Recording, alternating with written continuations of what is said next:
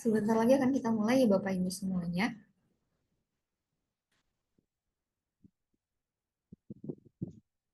Sholat ya. Bisa dia ngomong.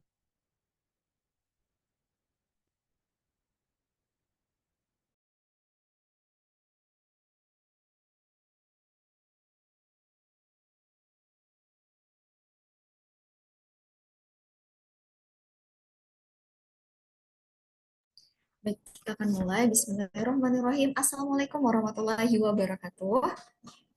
Waalaikumsalam warahmatullahi wabarakatuh.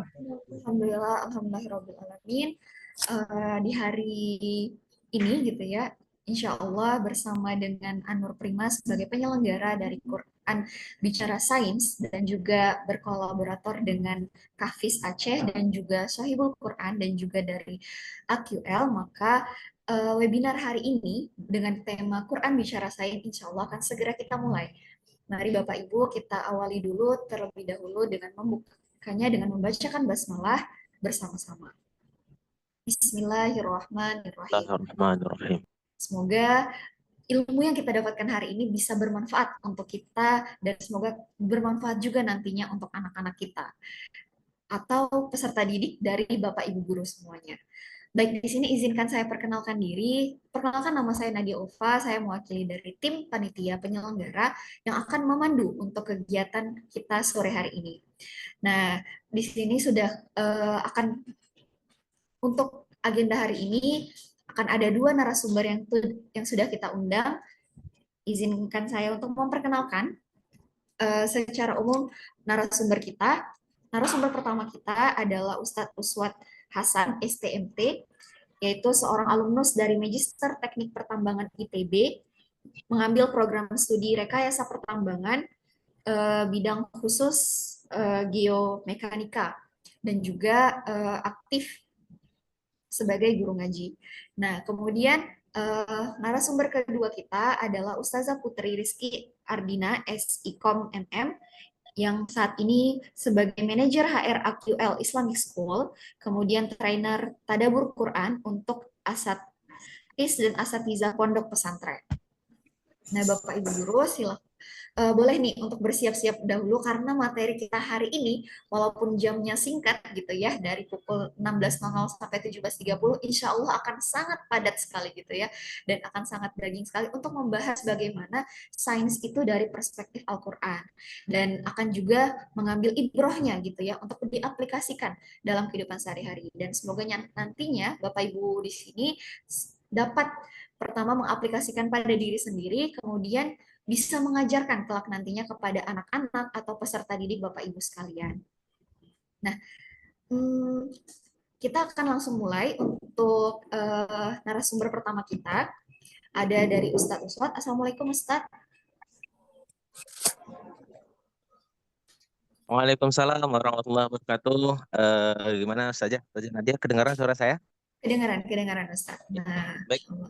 Oke, kabarnya gimana nih Ustadz hari ini? Alhamdulillah sehat saja. Alhamdulillah. Ini sepertinya Bapak Ibu di sini juga sudah gak sabar nih Ustadz untuk memulai materi pada siang hari ini gitu ya, membahas sains gitu ya dari Quran gitu. Mungkin kita langsung mulai aja nih Ustadz. Jadi saya serahkan waktu dan layar kepada Ustadz.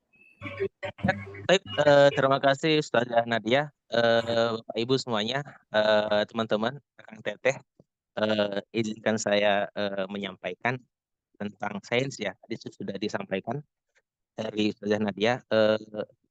Izinkan saya untuk share screen ya, Bapak Ibu ya. Ustadz.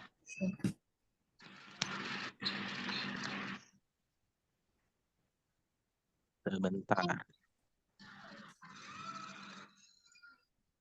Udah kelihatan? Belum ya?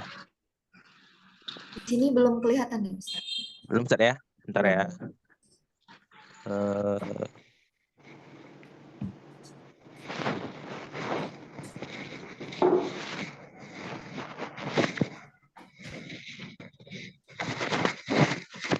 Sudah kelihatan? Sudah Ustaz. Ya, Bapak Masih Ibu loading. semuanya. Oh, udah. Sudah ya? Sudah. Kelihatan ya? Saya perbesar. Baik, kelihatan Bapak Ibu semuanya? Kelihatan. Kelihatan. Kelihatan ya? Alhamdulillah. Saya buka dulu ya. Assalamualaikum warahmatullahi wabarakatuh Bapak Ibu semuanya. Waalaikumsalam. Segala puji bagi Allah Subhanahu wa taala yang Maha Syakur, yang telah menjadikan syukur sebagai tolak ukur ya. Iman kita itu subur ataukah kufur pada hari ini. Jadi kita senantiasa bersyukur kepada Allah Subhanahu wa taala. Kemudian salawat dan salam kita hadiahkan kepada junjungan kita Nabi besar Muhammad Shallallahu Alaihi Wasallam yang telah membawa kita dari zaman jahiliyah ke zaman ini diridhoi oleh Allah Subhanahu wa taala. Semoga kelak kita mendapat syafaat beliau. Amin amin ya rabbal alamin. Baik Bapak Ibu semuanya, Akang Teteh ini saya manggilnya apa ya? Bapak Ibu aja ya atau Akang Teteh ya, Akang Teteh aja ya supaya lebih yang tua juga merasa muda, yang muda juga agak ketua, agak merasa tua sedikit ya, dihormati begitu ya. Nah, baik Akang Teteh semuanya, eh, kita akan membahas di sini tentang Al-Qur'an berbicara sains. Nah, kemudian subtemanya ajarkan anak sains dengan pendekatan Al-Qur'an. Nah, begini, kita awali dengan dua ayat, beberapa ayat dari Al-Quran yang kita pampangkan. Yang pertama itu surah Al-Baqarah ayat 23 sampai 24. Ini menarik ya Bapak Ibu semuanya. Kenapa menarik? Karena ini merupakan ayat yang dari keseluruhan Al-Quran, ayat ini yang pertama yang menantang. Ya. Menantang beberapa kita bisa baca. Dan jika kamu meragukan Al-Quran yang kami turunkan kepada hamba kami, maka buatlah satu surah yang semisal dengannya dan ajaklah penolong-penolongmu selain Allah jika kamu orang-orang yang benar. Jika kamu tidak mampu membuatnya dan pasti tidak akan mampu, maka takutlah kamu kepada api neraka yang bahan bakarnya api dan manusia yang disediakan bagi orang-orang yang kafir. Nah, di sini menarik Bapak Ibu semuanya. Bisa kita lihat bahwasanya di awal-awal eh, mohon maaf ini ya, saya izin tidak pakai kamera karena di sini sinyalnya agak bagaimana ya Bapak Ibu ya. Saya izin ya supaya lebih lancar. Nah, baik kita mulai. Kita lanjutkan dan selanjutnya di surah Al-Muluk ayat 3 sampai 4. Ini insya Allah Bapak Ibu sudah hafal ya. Yang menciptakan tujuh langit berlapis-lapis, kamu tidak akan melihat pada ciptaan Tuhan yang Maha Pengasih ketidakseimbangan sedikit pun. Maka lihatlah sekali lagi, adakah kamu melihat sesuatu celah di antara ciptaan-ciptaan Allah tersebut? Nah, ini dua ayat yang akan kita jadikan sebagai awal, Bapak Ibu semuanya. Kemudian kita lanjut. Bentar, ini kok berubah ya. Sudah berubah ya, Bapak Ibu? Oke, kita lanjut. Bahasan selanjutnya ini secara umumnya tentang dan tantangan Al-Quran. Kemudian tafsir Al-Qur'annya, kemudian mukjizat dari Al-Qur'annya, kemudian mendidik anak cinta akan Al-Qur'an. Kemudian di sini ada penutup. Kemudian kita awali dengan tentang dan tantangan Al-Qur'an. Nah, baik Bapak Ibu semuanya, ini kita kenalan dulu ya sama kitab suci kita. Mungkin kebanyakan dari kita itu tahu Al-Qur'an. Mungkin kita bisa lihat, mungkin setahun sekali saja bacanya ya. Mungkin ketika dekat Ramadan atau Ramadan, setelah selesai Ramadan, selesailah Al-Qur'annya. Nah, jadi ini kita kenalan dulu ya Bapak Ibu semuanya. Al-Quran adalah wahyu-wahyu yang diturunkan oleh Allah Subhanahu wa taala kepada Rasulnya, ya Rasul Muhammad SAW, dengan perantara malaikat Jibril untuk disampaikan kepada manusia. Terdiri dari 30 juz, kemudian 114 surah, kemudian 6.236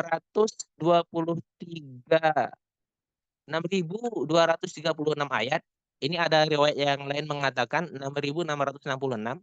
Cuman di sini kita pakai yang paling sahih karena beberapa riwayat dikatakan bahwasanya yang paling sahih itu 6.236.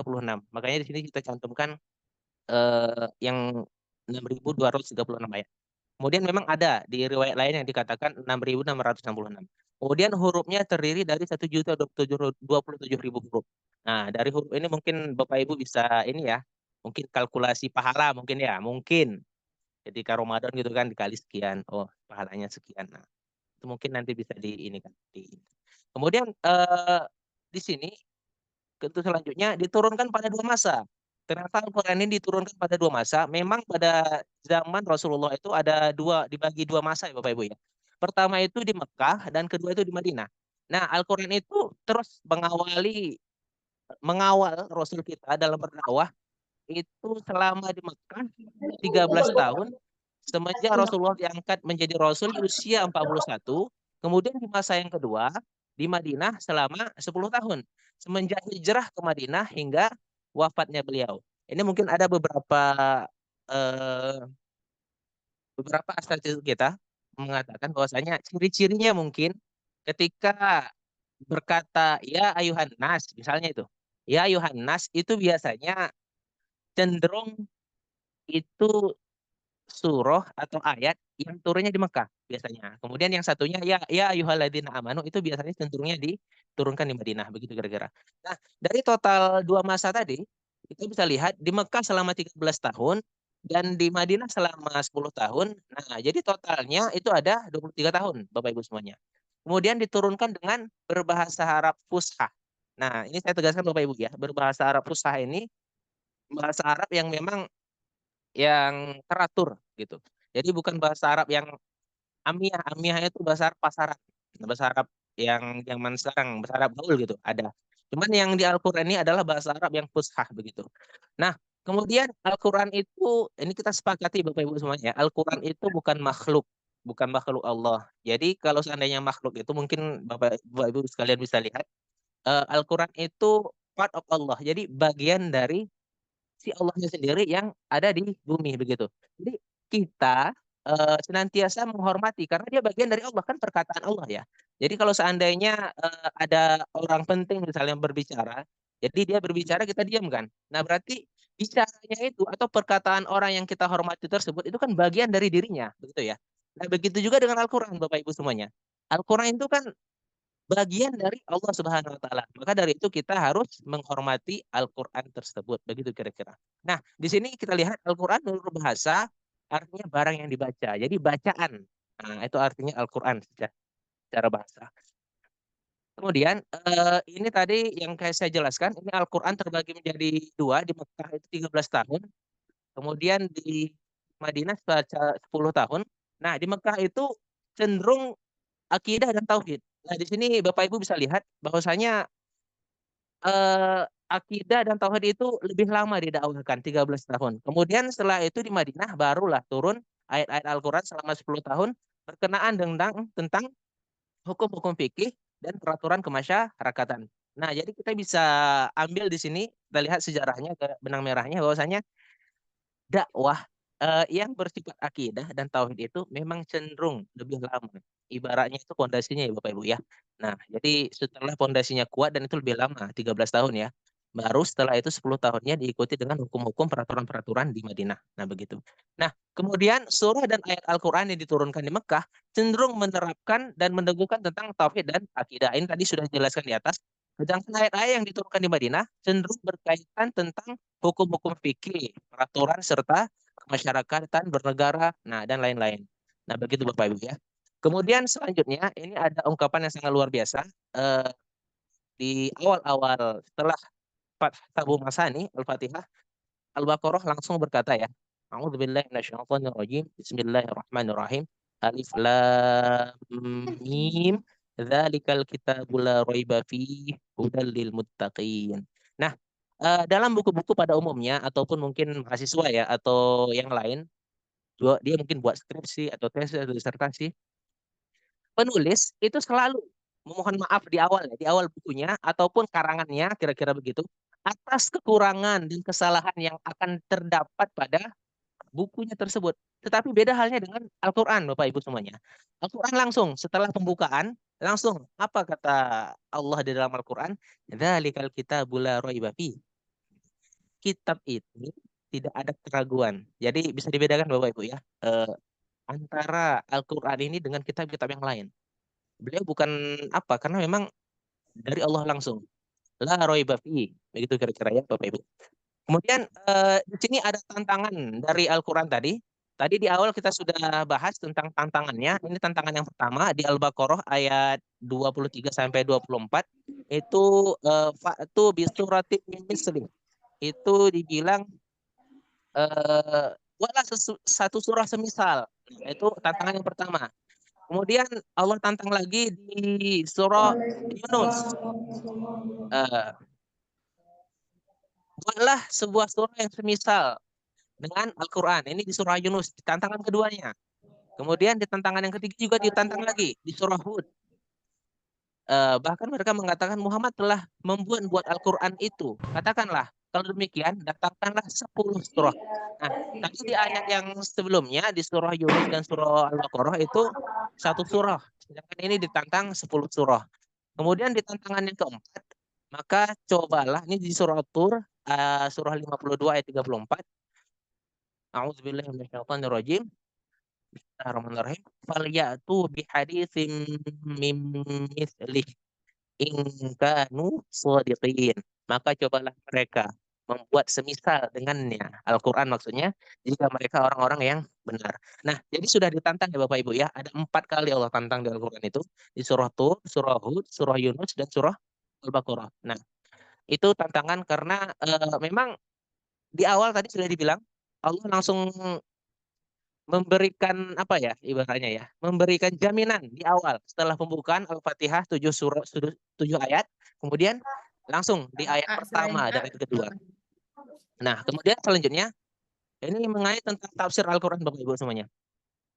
Nah, tafsir Al-Qur'an di sini pertama tafsir Al-Qur'annya itu biasanya secara keseluruhan tafsir Al-Qur'an itu ditafsirkan yang paling utama itu dari sunnah.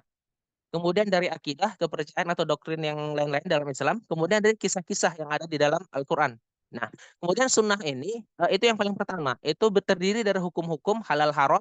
Nah, jadi ayat-ayat Al-Quran ini ditafsirkan berdasarkan sunnah-sunnah dan hukum-hukum yang memang ada dari zaman Rasulullah SAW, perkataan Rasul, perbuatannya dan pengakuan dari Rasul. Kemudian ada akidah atau kepercayaan ini berisi tentang takbir, perumpamaan, rahasia alam dan bisa kita lihat di situ kejadian-kejadian alam yang berkaitan dengan ayat-ayat Al-Qur'an. Nah, di sini yang dibutuhkan dari tabir dan perumpamaan-perumpamaan yang ada di Al-Qur'an itu yang pertama ada pengetahuan makna lafaz yang tertulis pada ayat tersebut. Yang ini insya Allah kita akan pelajari nanti setelah ini beberapa ayat. Kemudian ada pengetahuan ilmu alam yang berkaitan dengan ayat tersebut. Jadi ada 2 Bapak Ibu ya. Pengetahuan lafaz yang dari si ayatnya tersebut. Kemudian ada pengetahuan alam yang terus berkembang. Nah, kemudian di sini yang terakhir kisah-kisah terdahulu atau kisah-kisah yang ada pada masa itu. Itu ada 2 Bapak Ibu ya. Itu pertama ada asbabun nuzulnya, itu bisa tahu bahwasanya yang paling dekat dengan asbabun nuzul ini pertama Rasulullah SAW, yang kedua para sahabat. Nah, insya Allah tafsir-tafsir itu nggak akan lari dari sunnah Rasul, kemudian akidah maksudnya tabir-tabir kejadian-kejadian alam tentang lafaz-lafaznya, kemudian kisah-kisah yang ada pada saat itu. Kemudian kisah-kisah ini juga ada namanya kisah Israiliyat Bapak Ibu. Kisah Israiliyat ini kisah-kisah yang terdiri dari yang terdahulu juga, cuman itu dari Yahudi dan Nasrani begitu. Nah, ini ada 3 cara kita menanggapi kisah-kisah Israiliyat. Yang pertama, apabila kisah Israiliyat ini tadi sesuai dengan apa yang diberitakan oleh Al-Quran dan Sunnah Rasul, maka itu menjadi kebenaran, bahwasanya menguatkan Al-Quran kita sebagai kitab suci. Kemudian, apabila cerita yang di Israiliyat ini terang dustanya, maka kita akan menolak cerita tersebut. Kemudian yang ketiga, apabila kisah ini tidak bertentangan ataupun tidak membawa permasalahan pada kitab suci Al-Quran, maka kita tidak diperkenankan untuk menanggapi. Lebih bagus diam begitu ya. Nah, kemudian ini hukum menafsirkan Al-Quran. Nah, dengan pendapat sendiri. Nah, hukum menafsirkan Al-Quran ini Bapak Ibu itu terbagi 2. Yang pertama, menurut Imam Taqiyuddin Ibnu Taimiyah itu haram. 100% haram menafsirkan Al-Quran dengan pendapat sendiri. Kenapa? Karena harus berdasarkan sumber yang ditentukan.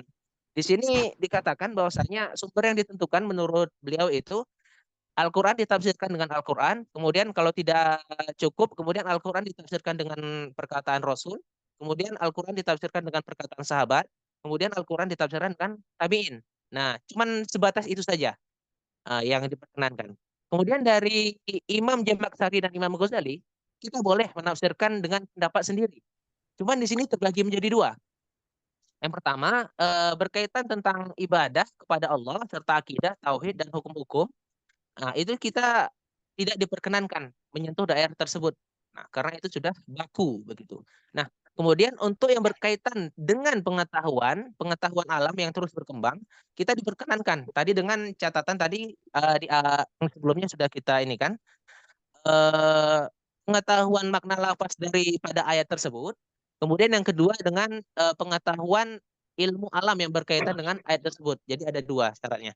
Kemudian dua syarat untuk menafsirkannya. Pertama, hendaknya sesuai dengan pokok-pokok alasan yang dikeluarkan dengan bahasa Arab. Dengan kata lain, kita harus bisa mengetahui bahasa Arab secara lafaznya. Tadi sesuai yang dikatakan sebelumnya. Kemudian hendaknya paham baru yang dihasilkan dari pendapat kita sendiri tadi tidak menyalahi pokok-pokok ajaran agama yang sudah pasti, yaitu tauhid, akidah, dan lain sebagainya. Kemudian ada 4 syarat agar menafsirkan tidak keluar dari akal yang dapat diterima. Pertama, mengetahui bahasa Arab. Kemudian tidak menyalahi dasar yang diterima dari Nabi Muhammad SAW. Kemudian tidak fanatik kepada satu mazhab sehingga nanti tafsirnya cenderung mengarah ke satu mazhab tersebut. Sedangkan Al-Quran ini kan mujmal ya, secara global. Kemudian ahli dalam bahasa tempat dia ditafsirkan. Kemudian Bapak Ibu, ini kita bahas tentang mukjizatnya, Bapak Ibu ya. Mukjizatnya yang pertama itu mukjizat Al-Quran, kesimpulan dari 3 ijaz. Ini kita tahu semenjak Al-Quran diturunkan hingga saat ini itu kan sudah terjadi ya pergolakan zaman dan Al-Quran sudah berperan dalam hal tersebut dan menunjukkan mukjizatnya. Itu disimpulkan dari zaman tersebut ada 3 hal yang paling penting yang bisa kita lihat. Sejarah dan perkembangan penilaian terhadap Al-Quran telah memberikan 3 kesimpulan ijaz. Pertama, keistimewaan yang telah dicapai oleh bangsa Arab. Nah, kita bisa lihat Bapak Ibu, bangsa Arab itu bisa maju dari keterbelakangan ya. Sebab adanya Al-Quran yang diturunkan kepada Rasulullah SAW. Nah, makanya itu menjadi suatu ijaz daripada tersebut. Kemudian yang kedua, makna dan ma'aninya yang hakiki dari Al-Quran tersebut. Nah, maknanya tersebut berada pada puncak tertinggi dan pemikiran mereka tidak sampai terhadap makna Al-Quran tersebut.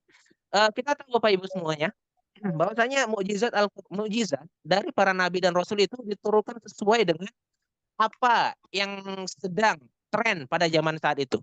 Misal ketika pada saat Nabi Musa itu ada sihir ya, penyihir. Maka Nabi Nabi Musa pada saat itu diberikan oleh Allah dapat membelah lautan dan tongkat menjadi ular. Nah, begitu. Jadi melemahkan sihir-sihir si penyihir dari si Firaun. Kemudian ketika Nabi Isa kita tahu bahwasanya pada saat itu dunia pengobatan sedang berkembang. Nah, maka dari itu mukjizat yang diberikan oleh Allah adalah menyembuhkan orang sakit dan menghidupkan orang mati berkat izin Allah Subhanahu wa taala. Nah, Al-Qur'an juga demikian. Ketika syair-syair, penyair pada masa itu sangat booming, nah, maka dari itu Allah turunkan Al-Qur'an ini sebagai mukjizat yang tidak ada yang bisa sampai terhadap makna Al-Qur'an tersebut. Kemudian yang ketiga, ajaran dari akhlaknya sangat permanen hingga saat ini. Nah, kemudian tadi kan pengaruh Al-Quran terhadap 3 aspek. Jadi 3 aspek yang ditimbulkan dari Al-Quran tersebut. Nah, kemudian ini jenis mukjizatnya. Dari Al-Quran itu ada 4. Yang pertama terdiri dari fasohah dan balaghah, itu terdiri dari segi bahasanya Bapak Ibu ya. Misalnya kita bisa lihat itu mungkin di bahasa Indonesia terkenalnya sajak ya. Misalnya sajaknya an di Indonesia misalnya gitu ya. Di Al-Quran juga bisa. Misalnya kita contohkan Ar-Rahman, Al Quran, Khalaqal Insan, an. Misalnya di kita juga bisa buat saja di Al-Quran juga ada sesuai dengan maknanya dan maknanya lebih menakjubkan daripada yang kita karang. Misal di Al-Quran ada surah Al-Ikhlas, Qul huwallahu ahad, Allahus samad, lam yalid wa lam yulad wa lam yakul lahu kufuwan ahad. Kemudian mukjizat yang kedua, Al-Quran banyak menceritakan tentang kisah-kisah yang terdahulu. Nah, kita tahu dan para satis kita juga menyampaikan bahwasanya hampir lebih dari sepertiga Al-Quran itu isinya kisah-kisah. Kemudian yang ketiga, Al-Quran menceritakan tentang hal yang akan terjadi. Hal ini bisa kita lihat di surah Ar-Rum ya, Bapak Ibu semuanya. Ar-Rum itu kan pernah terjadi antara imperium besar Persia dan Romawi ketika berperang. Kemudian mereka bertanya kepada Rasulullah sebagai seorang nabi, yang mana nih yang menang? Nah, kemudian dijawab sama Al-Quran dan itu terjadi. Kemudian yang terakhir, terdapat hal ilmiah yang sangat tinggi dalam Al-Quran. Mungkin nanti Bapak Ibu semuanya kita akan lebih condong ke yang paling terakhir ini. Terdapat hal ilmiah yang tinggi di dalam Al-Quran. Itu Bapak Ibu ya. Nah, kemudian tadi di awal juga kita sudah bahas di perkenalan tentang Al-Quran. Al-Quran diturunkan dengan bahasa Arab. Nah, jadi ini kita akan belajar sedikit Bapak Ibu semuanya tentang bahasa Arab, tentang kalimat ya Bapak Ibu. Insya Allah Bapak Ibu mungkin sudah bisa. Ini saya cuma mengulang, atau mungkin yang belum bisa nanti ini waktunya juga singkat. Nanti mungkin kalau belum bisa, insya Allah nanti ditanyakan langsung, tidak apa-apa. Nah, ini kita belajar tentang eh, tata cara atau kosakata dalam bahasa Arab. Nah, dalam bahasa Arab itu ada istilahnya isim, Bapak Ibu. Isim itu kalau umpamanya di bahasa Indonesia bisa dikatakan kata benda. Nah, itu berdasarkan ininya itu terbagi tiga. Nanti kita bahas di slide selanjutnya. Nah, isim, Bapak Ibu, itu merupakan kata yang dalam bahasa Arab yang menunjukkan makna tertentu tanpa terikat oleh waktu. Istilah dalam bahasa Indonesia disamakan dengan kata benda. Jadi kita belajar bahasa Arab ya Bapak Ibu ya sedikit ya. Supaya nanti harapannya setelah kita ikut webinar ini, Bapak Ibu ketika baca Al-Quran, mentadaburinya bisa lebih dalam lagi daripada hanya sekedar membaca begitu. Nah, kemudian isim ini Bapak Ibu ciri-cirinya itu ada 6 dia yang ada. Yang pertama bisa diberikan alif lam. Nah, contohnya eh kitabun ya ini al-babu di sini al-babu artinya pintu. Nah, jadi ketika ada alif lam berarti dia itu isim atau kata benda. Jadi ketika Bapak Ibu mungkin nanti ketika membaca Al-Qur'an dan ada alif lamnya di dalam Al-Qur'an tersebut dalam kata Al-Qur'an itu, maka itu dikategorikan sebagai isim kata benda. Nah, kemudian yang kedua, ciri yang kedua itu ditanwinkan. Kemudian ciri yang kedua itu bisa tanwin, contohnya itu babun ya. Kalau umpamanya Al-Quran itu misalnya di surah Al-Baqarah ya ayat 30 itu khalifatun. Nah, ini ja'ilun fil ardi khalifah. Itu diwakafkan. Sebenarnya itu ada tanwinnya di ujungnya. Kemudian bisa dikasrohkan. Nah, itu di situ contohnya baitur rojulin. Nah, bisa ditanwinkan dan bisa dikasrohkan. Kemudian bisa didahului oleh huruf jar. Huruf jar ini yang bisa dia itu kan ada A, I, U ya. Jar itu dia itu yang baris bawah. Jar. I. Nah, jadi umpamanya dia itu ada huruf yang bisa membuat kata benda ini tadi baris bawah. Contohnya itu fi madrasatin. Nah, begitu begitu. Nah, kemudian bisa didahului oleh huruf nida. Nida itu memanggil biasanya ya ayyuhalladzi. Nah, begitu. Kemudian bisa didahului oleh huruf qasam. Huruf qasam ini huruf yang menyatakan tentang sumpah, Bapak Ibu. Misal, itu ada 3 huruf yang menyatakan sumpah dalam bahasa Arab. Yang pertama wa, kemudian ba, kemudian ta. Misalnya dari kita mungkin kebanyakan taunya yang ini ya Bapak Ibu ya, yang wa. Wallahi, wadduha, wallaili idza yaghsha. Nah, ketika ada wa, itu biasanya setelahnya itu ini apa namanya Bapak Ibu isim. Nah, kemudian itu berdasarkan bilangannya itu tadi terbagi menjadi 3, itu mufrad, musanna, jamak. Mufrad itu tunggal, musanna itu ganda, ibaratnya 2. Kemudian jamak itu ada lebih dari 2. Nah, ini untuk tata caranya, insya Allah nanti bisa kemudian kita jelaskan secara terperinci di pertemuan selanjutnya. Kemudian isim ini dibagi menjadi 2, Bapak Ibu ya. Pertama nakiroh, kedua marifah. Yang membedakannya nakiroh antara marifah itu ketika ada alif lam itu berarti ma'rifah. Itu isim yang bersifat khusus ketika ada alif lam. Kemudian nakiroh itu isim yang bersifat global. Misal nih Bapak Ibu ketemu sama teman.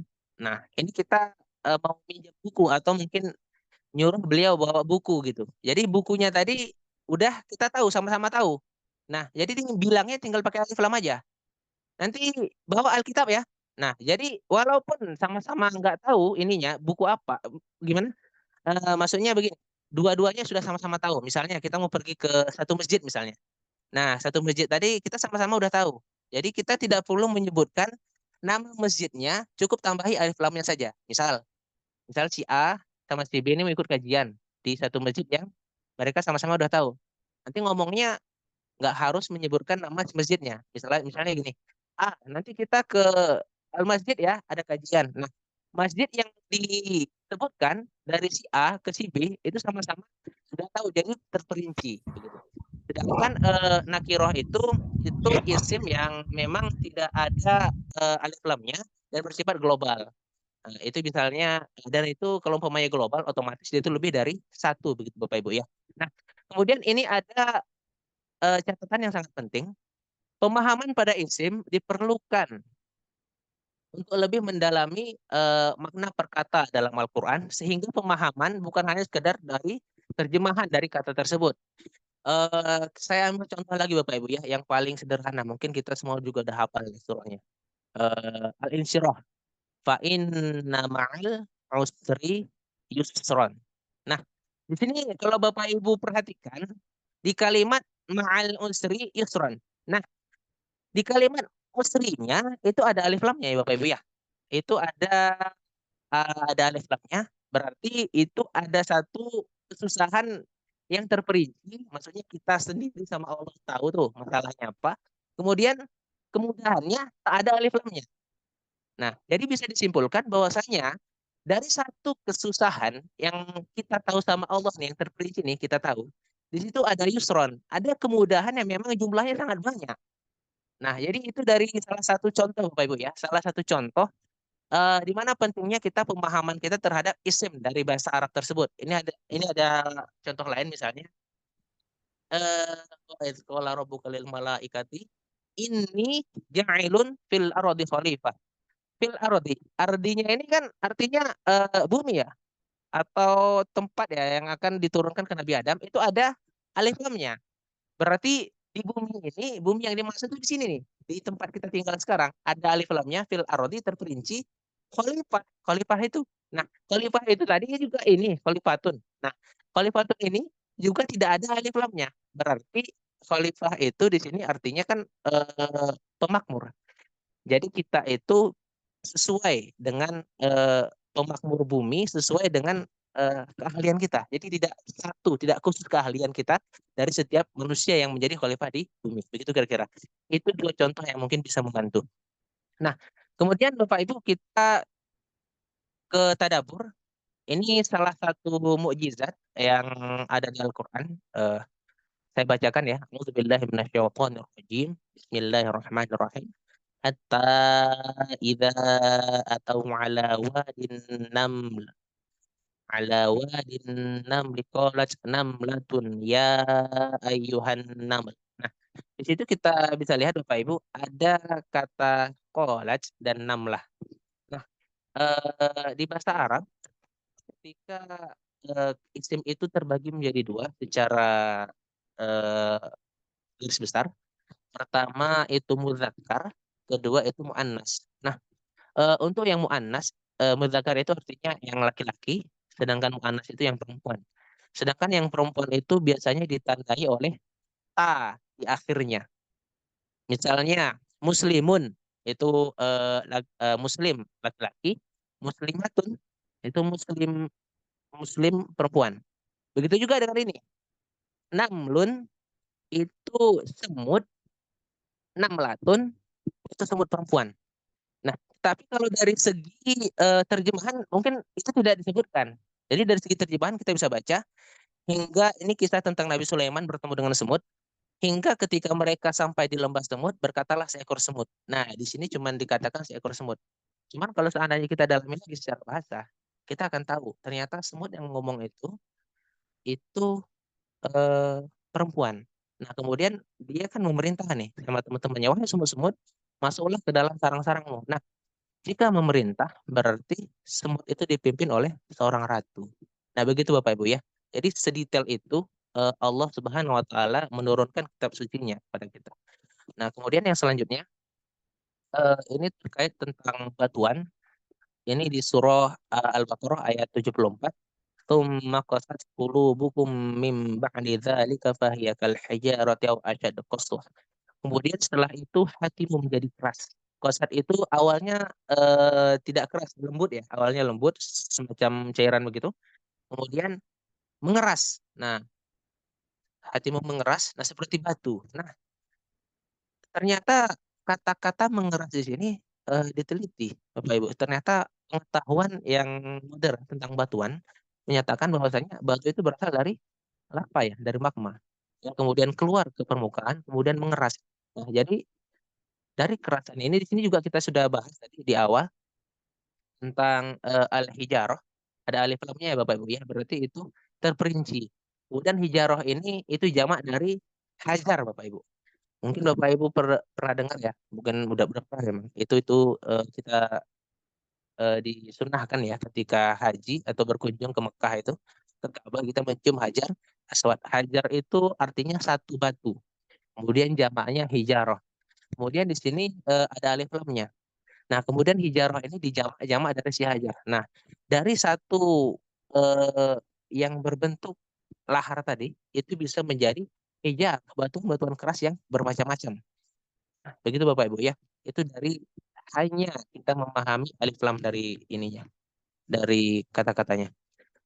Kemudian selanjutnya kita ke astronomi. Tadi kita sudah ke batu, kita sudah ke fauna, flora dan fauna, kemudian ke batu, kemudian ini yang terakhir kita ke astronomi. Itu surah Yasin. Ini insya Allah yang sering baca Yasin, insya Allah sudah familiar dengan ayat ini. A'udzubillahi minasyaitonirrajim. Bismillahirrahmanirrahim. Wasyamsu tajri limustaqarril laha, dzalika taqdirul azizil alim ila akhir ayat. Nah, itu dikatakan dan matahari berjalan di tempat peredarannya. Demikianlah ketetapan Allah yang Maha Perkasa, Maha Mengetahui, dan telah kami tetapkan tempat peredaran dari bulan. Sehingga setelah ia sampai ke tempat peredaran yang terakhir, kembalilah ia seperti bentuk tandan yang tua. Nah, sini kita akan bahas nanti. Kemudian ayat 40, tidaklah mungkin bagi matahari untuk mengejar bulan. Dan malam pun tidak dapat mendahului siang. Masing-masing beredar pada garis edarnya. Nah, ini kalau umpamanya Bapak Ibu ikut ini.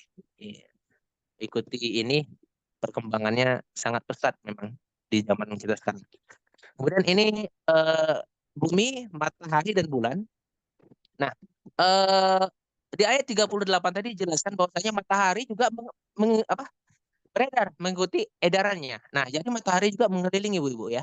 Matahari juga mengelilingi tata surya. Tata surya kita yaitu galaksi Bima Sakti, mengelilingi pusat galaksi. Nah, di sini juga dijelaskan matahari sebenarnya seluruh tata surya kita mengorbitkan di sekitar pusat galaksi Bima Sakti. Kita bergerak dengan kecepatan rata-rata itu juga dijelaskan di situ. Namun meski kecepatannya sebesar itu, kita masih membutuhkan waktu sekitar 230 juta tahun untuk menyelesaikan satu orbitan dari mengelilingi Bima Sakti tersebut. Nah, itu satu Bima Sakti. Kemudian sambil si matahari mengelilingi pusat galaksi, di situ juga si bulan mengelilingi si bumi. Bumi juga mengelilingi matahari. Nah, begitu kira-kira ya Bapak Ibu ya. Kemudian di ayat yang ke-39-nya juga dikatakan wal qamar qaddarnahu manazil hatta ada kal urujunil qadim. Urujun ini Bapak Ibu kalau kita lihat itu tandan. Tandan itu kalau dilihat itu tempat biji-biji kurma itu Bapak Ibu ya. Misalnya kita kalau kita lihat pohon kurma itu kan ada itu buahnya itu. Buahnya itu yang bergelantungan. Nah, itu kan ada tandannya. Nah, tandan itu yang dijadikan Allah Subhanahu wa taala untuk perumpamaan dari si bulan ketika awalnya. Nah, ini kita bisa lihat gambarnya. Eh, Komar ini artinya bulan, kemudian urjun ini itu artinya tandan.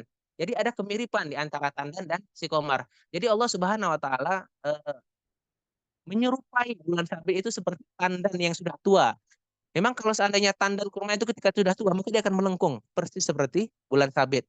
Nah, dari sini kita juga mengetahui bahwasanya memang benar-benar Al-Qur'an ini dari Allah Subhanahu wa taala dan bukan karangan dari Rasulullah SAW. Nah, jadi hikmahnya Bapak Ibu semuanya, ini mungkin yang kita sampaikan hanya sekedar secara umum, secara global.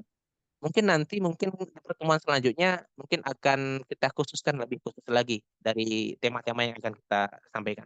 Jadi hikmahnya mungkin Bapak Ibu semuanya, hikmah dari tadabbur itu sebenarnya mendekatkan diri bahwasanya ya benar Al-Qur'an ini memang dari Allah.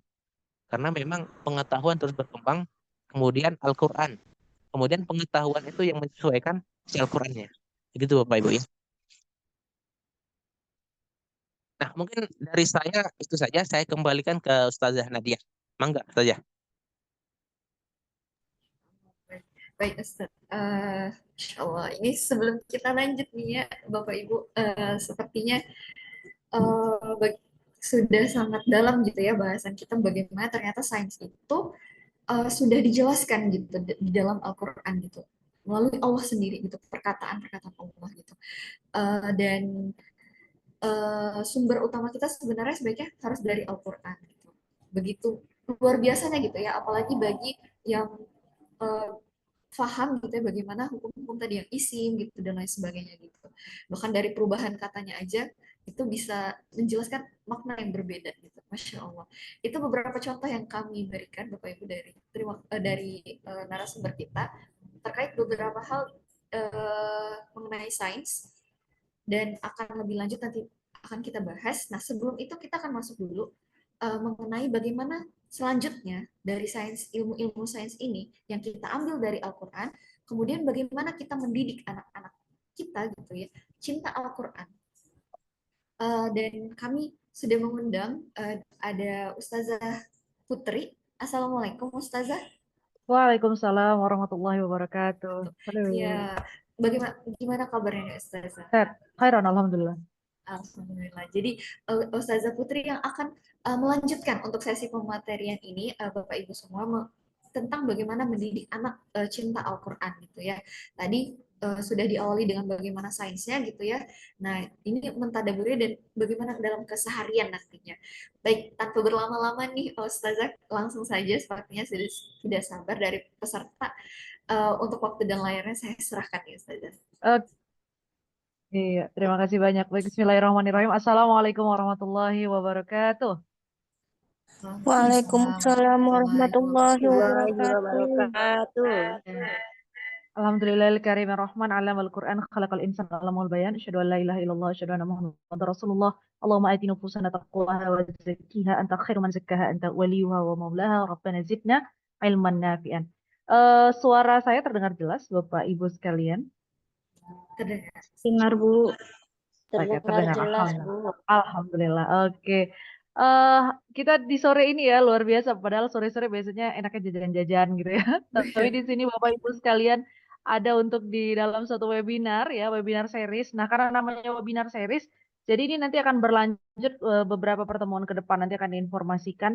Nah, apa yang menjadi spirit kami ya, saya kemudian timnya Ibu Nadia dari An-Nur dan lembaga-lembaga yang terafiliasi, ada Ustadz Uswad juga gitu ya, adalah untuk bisa membumikan Al-Quran ini sehingga kita nggak ngelihat Quran ini sebagai sesuatu yang sulit untuk dipahami gitu. Nah, terutama untuk anak-anak.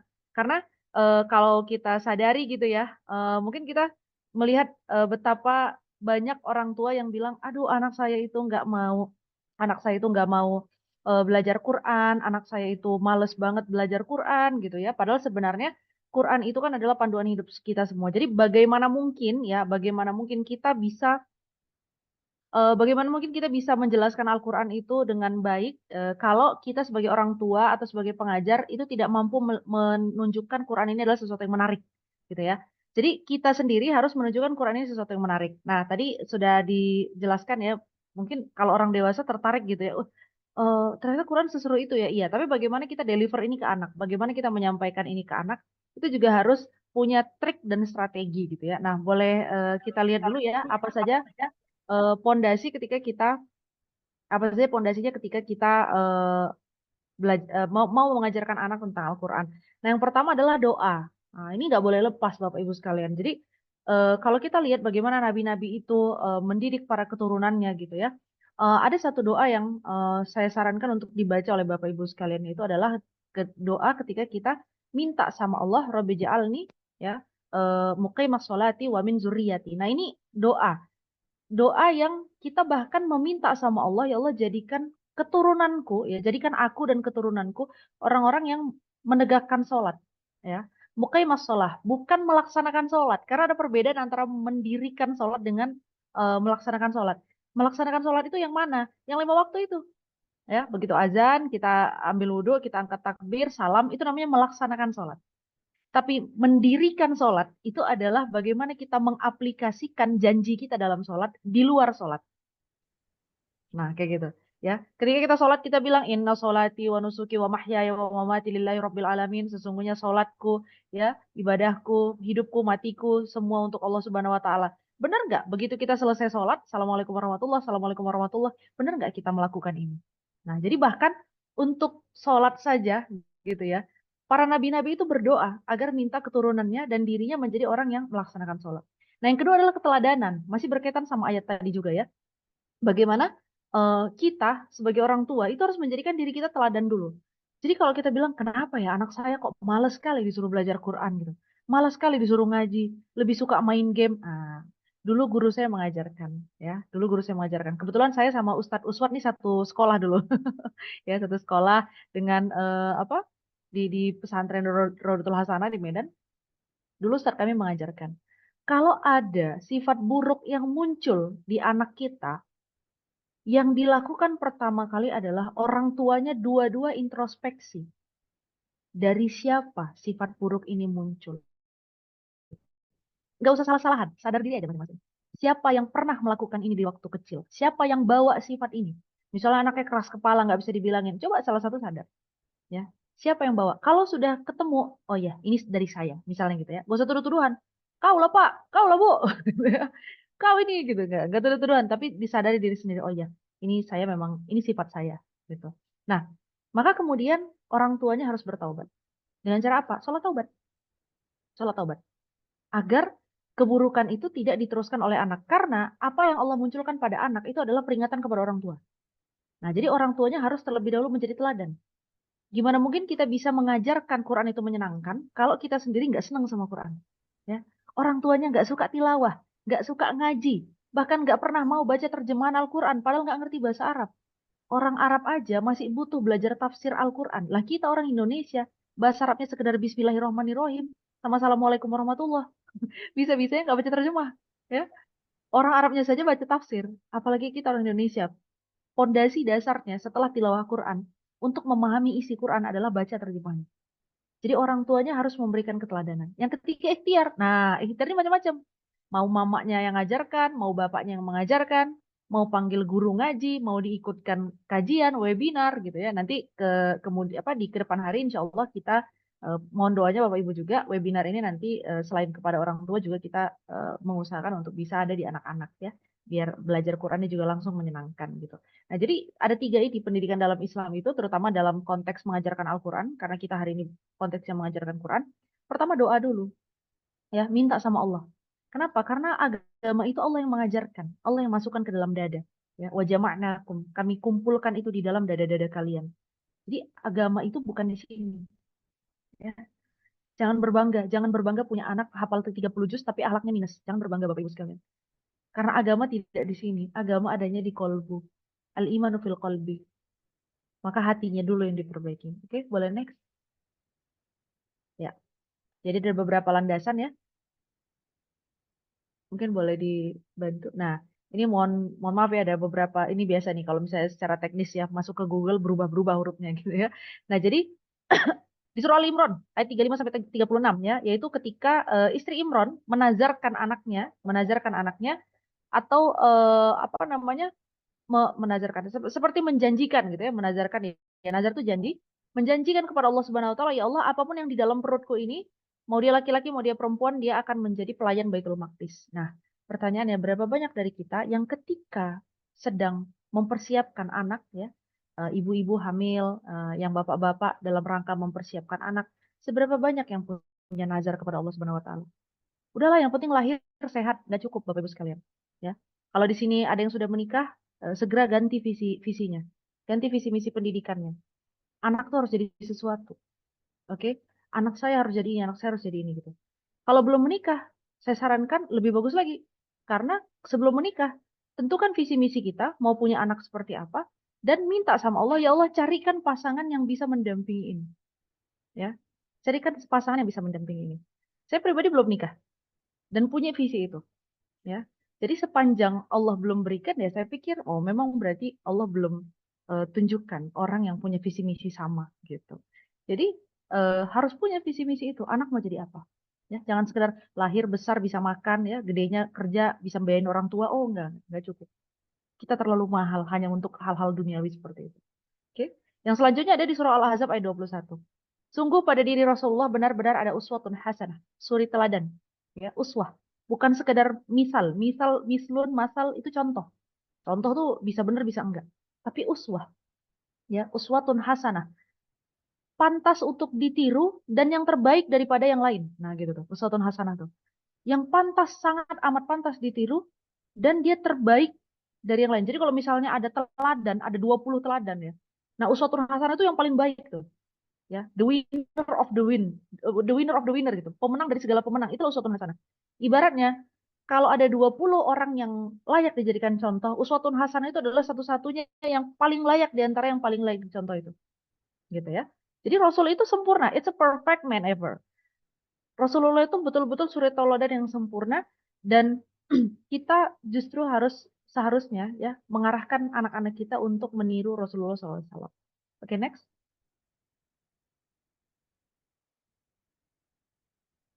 Iya. Boleh dibantu ini karena iya oke. Nah, kemudian di surah Al-Mumtahanah ya ayat 4 yaitu Nabi Ibrahim dijadikan suri tauladan. Masya Allah ini. Nabi Ibrahim itu adalah bapak tauhid yang mana eh, perjuangan Nabi Muhammad SAW itu tidak terlepas dari garis perjuangannya Nabi Ibrahim alaihissalam. Ya, kita tahu Nabi Ibrahim ini disebut dengan bapak monoteisme atau bapak keyakinan yang satu.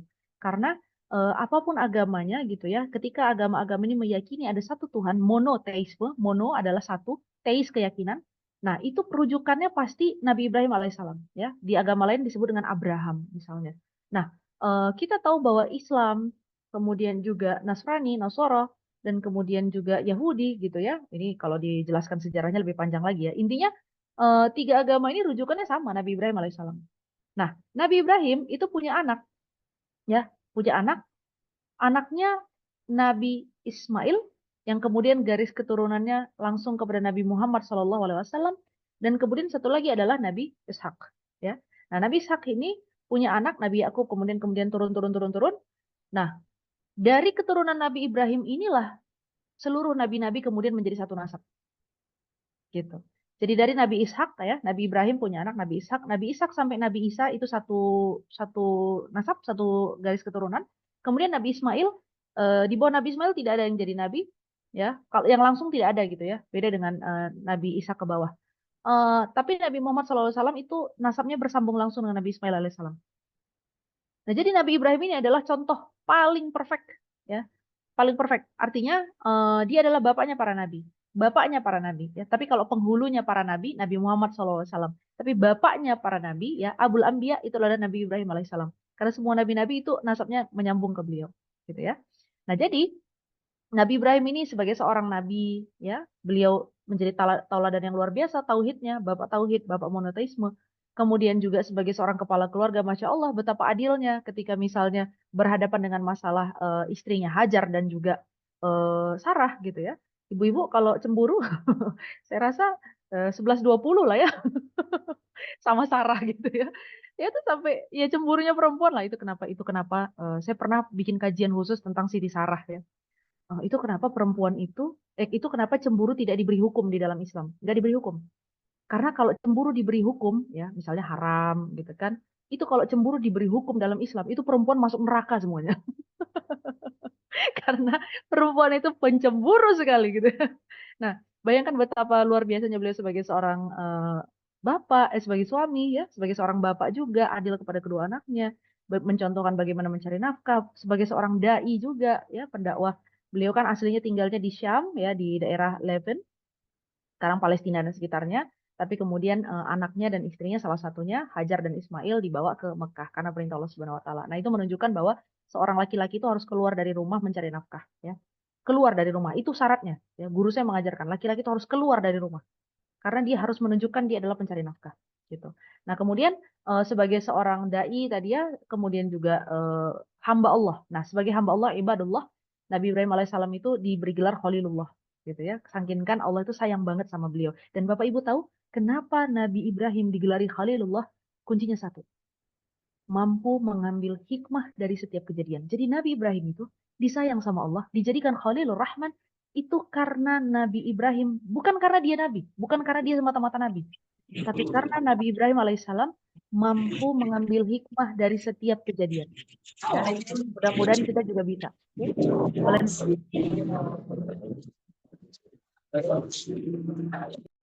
Oke, boleh next, Kakak host. Iya. Nah, ini ada beberapa fase ya, beberapa fase.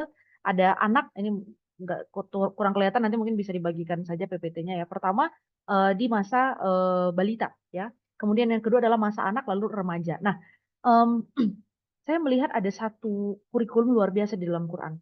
Jadi Nabi Adam alaihissalam ketika pertama kali diciptakan, itu kan Nabi Adam itu diciptakan bukan dari bayi ya. Nabi Adam tuh ketika diciptakan usianya sekitar 30 tahun, 30 sampai 33 tahun. Makanya 30 itu usia matang gitu ya. Orang kalau belum nikah di usia 30 nggak usah dinyinyirin, nggak usah dinyinyirin. Itu bagus, matang-matangnya itu. Karena Nabi Adam itu diciptakan, Siti Hawa juga diciptakan di usia antara rentang 30 sampai 35 ya. Jadi kita ambil tanggalnya 33 lah sekitar itu. Nah, penghuni surga pun nanti penghuni surga nanti di usia itu juga ya. Jadi di surga itu nggak ada orang tua. Kita semua akan dikembalikan muda dan sebagaimana keadaan Nabi Adam dan Siti Hawa ketika diciptakan. Jadi sekitar usia 30 sampai 35 tahun. Lagi seger-segernya itu, gitu ya, lagi produktif-produktifnya. Nah, ketika Nabi Adam pertama kali diciptakan, Allah kemudian mengatakan a'udzubillahi minasyaitonirrajim wa 'allamal Adama al-asma'. Ya, Allah mengajarkan kepada Adam nama-nama. Itu kenapa tadi Ustadz Uswat memunculkan isim. Nah, ya isim. Diajarkan dulu nama-nama. Ya, dikenalkan ini namanya ini bulan, ini matahari, ini bintang, dikenalkan. Gitu. Karena memang pembelajaran pertama itu adalah ketika kita mengajarkan kepada anak, ajarkan dia mengenal kekuasaan Allah Subhanahu wa taala. Ajarkan dia mengenal ciptaan-ciptaan Allah. Bapak Ibu sekalian, saya kalau lagi jemur baju gitu ya, lagi jemur baju, kuras gitu kan, saya ngeliat ke langit. Wah, Masya Allah gitu. Karena saya guru tadabbur Quran, jadi kita melihat alam raya ini adalah Quran yang terbuka gitu ya. Saya ngeliat langit, wah Masya Allah. Ini mataharinya ini dikirim dari 83 tahun yang lalu gitu. Karena kan sinar matahari kan butuh 83 tahun untuk sampai ke bumi. Ya Allah, kalau hari ini matahari padam, kita masih punya waktu 83 tahun lagi untuk tetap anget-angetan di bumi gitu. Itu kayak gitu terus ya. Terus kemudian saya lihat lagi, saya jemur baju lagi, saya lihat ke langit gitu ya. Ya Allah, langit ini adalah langit yang sama yang pernah menurunkan azab. Jangan sampai engkau turunkan azab kepada kami Allah. Ini langit yang sama yang pernah menghukum kaum Ad. Langit yang sama yang pernah menghukum kaum Lut. Dan tidak pernah berubah sejak pertama kali engkau ciptakan. Itu tadabur seperti itu. Ya, jadi anak-anak dikenalkan ciptaan-ciptaan Allah. Lihat daun bergoyang. Oh, daun bergoyang itu tandanya sedang bertasbih kepada Allah. Ya, dengar suara kodok wok gitu. Itu kan tasbih kepada Allah Subhanahu wa taala. Ikan ngeluarin gelembung-gelembungnya, gelembung udara itu adalah tasbih kepada Allah Subhanahu wa taala. Jadi kenalkan dulu kauniyah dengan apa-apa yang menjadi ciptaan Allah Subhanahu wa taala. Nah, ketika dia sudah berusia 5 tahun ya, jadi 0 sampai 5 ya, 0 sampai 5 itu dia memang dikenalkan dulu ciptaan Allah. Ciptaan Allah baru nanti setelah 5 sampai 7 tahun dia mulai dikenalkan tentang baik buruk. Ini baik, ini buruk, ini cantik, ini jelek, ini bagus, ini nggak bagus, ya. Ini disenengin orang, ini nggak disenengin orang. Baru kita bicara sifat. Maka Bapak Ibu sekalian, kalau ada anak di bawah 5 tahun, masih lari-larian di depan orang sholat, jangan dimarahin. Jangan dimarahin.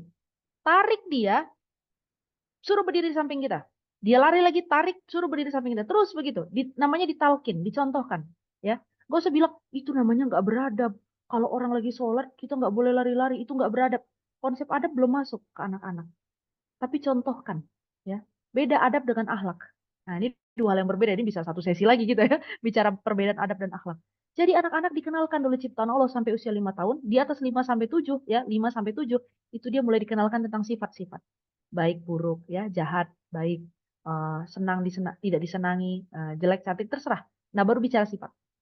Kenapa sampai 7 tahun? Karena 7 tahun adalah usia di mana otaknya sudah harus bisa membedakan baik dan buruk. Nah, makanya dia dikenalkan konsep baik buruk itu adalah di usia 5 sampai 7. Itu kenapa anak umur 7 tahun disuruh sholat. Disuruh sholat. Oke. Dan ketika 10 tahun, di sini ada ya usia 7 sampai 10. Ketika usia 10 tahun anak nggak sholat, dipukul. Tapi sebenarnya saya mengartikan hadis ini, yang dipukul bukan anaknya tapi orang tuanya. Kenapa selama 3 tahun tidak berhasil menanamkan pentingnya kewajiban sholat? Kenapa? Jadi yang harusnya terpukul itu bukan anaknya, tapi orang tuanya. Dari usia 7 tahun disuruh sholat, 10 tahun kok masih nggak bisa sholat, 3 tahun ngapain aja anaknya? Ditiup apa diapain? Ya, kok bisa itu 7 sampai 10 tahun, 3 tahun itu anaknya nggak bisa ngerti kewajiban sholat. Maka usia 7 sampai 10, di situ anak diajak untuk berpikir, memilih yang terbaik di antara yang baik, dan memilih yang terbaik di antara yang buruk. Jadi kalau ada 10 tomat busuk, ya, dia harus bisa memilih mana yang terbaik di antara yang busuk itu. Dan kalau ada 10 tomat paling cantik, paling mulus, ya, dia harus bisa pilih mana yang terbaik di antara yang baik itu. Itulah di usia 10 tahun. Sudah ke sana dibawa berpikir. 10 sampai 13 ya masa persiapan, karena di 14 sampai 16 itu adalah sebenarnya masa akil balik. Nah, dia akil balik dia harus sudah disetarakan bicaranya, disetarakan cara belajarnya. Nanti kita akan lihat detailnya setelah ini. Boleh next?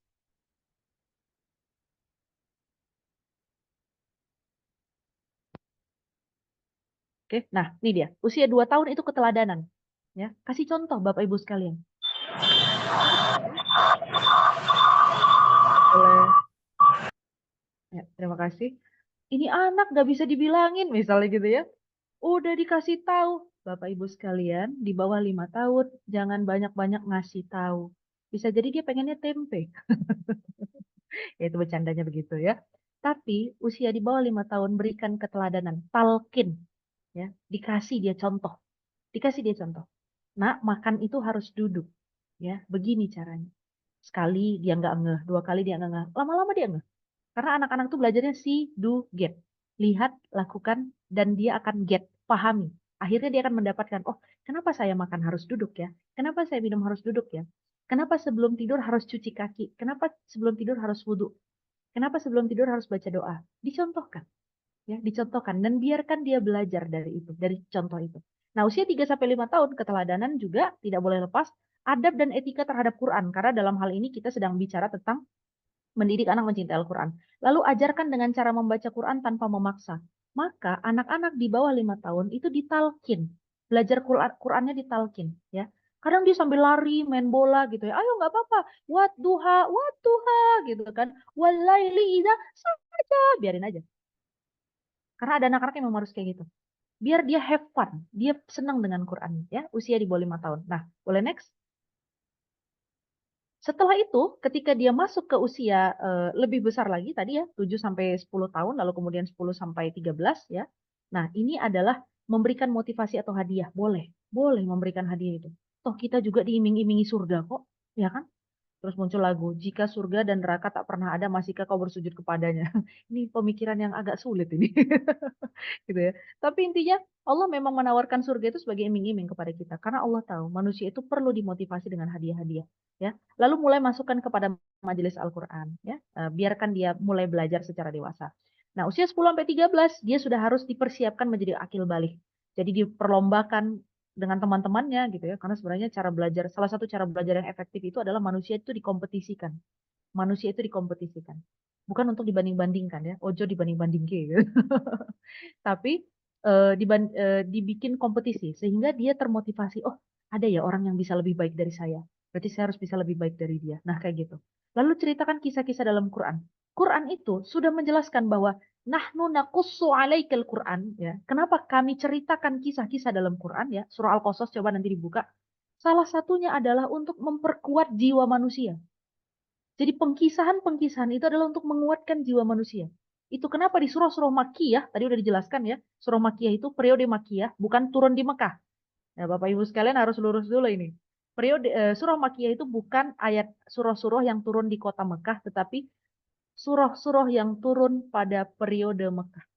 Periode Mekah itu 13 tahun, dimulai dari turunnya wahyu pertama, sampai kemudian kejadian hijrah Nabi Muhammad SAW. Nah, periode Madaniyah, itu adalah sejak tahun 1 Hijriyah atau tahun ke-13 dari kenabian sampai dengan wafatnya Nabi Muhammad SAW 11 tahun di Madinah. Jadi periode bukan tempat.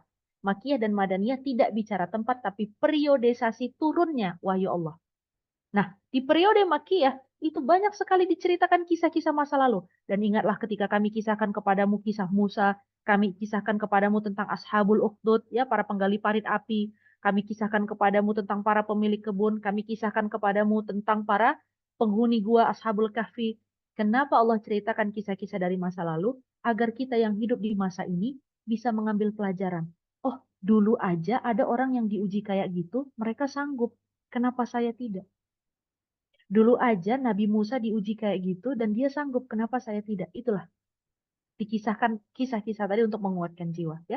Lalu bikin jadwal membaca atau hafalan Al-Qur'an. Dia harus mulai rutin belajar Quran. Oke, next. Ya, selanjutnya persiapan di usia 14 sampai 16. Ini adalah persiapan akil balik, ya. Islam itu nggak kenal teenager. Islam itu tidak kenal istilah remaja, nggak kenal. Karena remaja itu, istilah remaja dibuat oleh Barat dalam rangka memperlama masa dewasa. Jadi dalam Islam itu jelas, 15 tahun itu adalah balik. Ya, 15 itu balik. Makanya anak laki-laki kalau udah usia 15 tahun, dia jangan lagi dicekoki ini, nafkah. Harusnya begitu. Dia harus sudah mulai bisa menafkahi dirinya sendiri. Kalau dia belum bisa bekerja, maka buat dia menjadi pekerja di dalam rumah.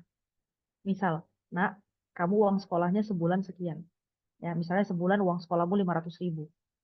Kamu sebenarnya sudah mencari nafkah sendiri, karena kamu sudah balik. Ya, kamu sudah dewasa. Tapi bapak dan ibu, ayah dan umi, ayah dan ibu, ya, ayah dan mama misalnya, papa dan mama berpikir bahwa kami masih mau menyayangi kamu. Tapi kamu harus melakukan sesuatu. Ya, saya ingat banget ada pakar parenting yang anaknya disuruh jualan kaos kaki. Disuruh jualan kaos kaki, padahal dia orang kaya. Anaknya disuruh jualan kaos kaki. Untungnya cuma 2.000 per kaos kaki yang terjual. Tapi yang diajarkan oleh bapaknya adalah kamu laki-laki dan kamu harus siap nanti menafkahi. Kamu harus siap menjadi provider, ya, pemberi nafkah. Maka kemudian anak ini bekerja menjual kaos kaki dengan sebagai balasan bahwa dia sudah disekolahkan sama orang tuanya. Padahal ya kalau dipikir-pikir nggak nutup lah, 2.000 kali berapa gitu, 2.000 kali 10 aja cuma 200.000. Sementara biaya hidup dia, uang sekolah dia nggak nutup. Tapi yang dikedepankan oleh orang tuanya adalah kami biayai karena kami masih sayang. Walaupun pada hakikatnya kamu sudah harus bisa mencari nafkah. Nah gitu. Jadi dia diberikan tugas-tugas, ya. Banyak kan seperti mengenalkan manfaat, membuat jadwal kompetisi, ya, musabakoh dengan teman-temannya tadi, bikin target, diskusi. Nah, diskusi paling penting. Itu kenapa ibu harus pintar, ya. Saya kurang sepakat kalau ada yang bilang perempuan gak usah sekolah tinggi-tinggi, toh nanti berakhir di kasur, dapur, sumur. Salah. Sekolah yang tinggi. Anak-anak kita berhak atas ibu yang pintar, ya. Itu pemikiran yang salah. Kalau misalnya sekolah gak usah tinggi-tinggi, salah. Anak akan banyak bicara dengan ibunya, mau laki-laki mau perempuan, anak akan banyak bicara dengan ibunya. Sekolah yang tinggi, jadilah ibu yang pintar. Ya. Jadi ibu yang pintar. Jangan sampai dia diskusi dengan orang lain dan orang tuanya nggak tahu. Bisa jadi dia masuk pikiran-pikiran liberal, masuk pemikiran komunis, liberalis, sosialis, dan kita nggak tahu. Oke. Memberi motivasi untuk mencari pengetahuan Quran, menceritakan kisah sahabat, boleh itu yang di dalam Quran, boleh yang dari hadis-hadis, dari sirah, gitu ya. Menceritakan kisah orang-orang yang mendapatkan taufik ketika menghafal Quran, memberikan penjelasan Allah menjamin untuk selalu menjaga Al-Quran, dan melatih kaidah dan penerapan tata cara berinteraksi dengan Quran. Ini dia sudah dibawa kepada, kalau dalam istilah pendidikan, andragogi, ya, sudah mulai dibawa kepada pembelajaran dewasa, merasakan sendiri dan mengalami sendiri apa yang dia pelajari. Oke, next. Nah, sebagai penutup, Bapak Ibu sekalian, ya, nanti kita akan sampaikan lebih dalam lagi bagaimana bagaimana kita mentadaburi Quran dan bagaimana mengajarkannya kepada anak-anak, ya. Dan kita berharap Bapak Ibu yang ada di Zoom ini tetap mengikuti webinar series ini karena nanti akan dipaparkan, ya, secara lebih terperinci lagi. Hari ini hanya pembukaannya saja, dan kita tentu berharap kita semua bisa menjadi orang tua yang membuat anak-anak mencintai Al-Quran sebagaimana Bapak dan Ibu senang kepada Al-Quran. Kita juga insya Allah akan bisa menumbuhkan rasa cinta terhadap Al-Quran kepada anak-anak. Mungkin ini dulu dari saya. Wassalamualaikum warahmatullahi wabarakatuh. Iya, sudah semakin komplit gitu ya untuk materi hari ini. Walaupun ini masih bagian kulit-kulitnya gitu ya dari webinar series kita tentang Quran bicara sains gitu ya, tapi udah luar biasa sekali gitu, Masya Allah. Nah, Bapak Ibu semuanya, kami akan membuka sesi tanya jawab. Jadi Bapak Ibu boleh bertanya gitu ya, boleh secara langsung ataupun boleh via kolom chat. Kita akan sesuaikan dengan waktu, Insya Allah di 17.30 sudah selesai. Jadi kita sesuaikan dengan waktu berapa pertanyaan yang bisa. Silakan kepada Bapak Ibu jika ada yang ingin bertanya, boleh.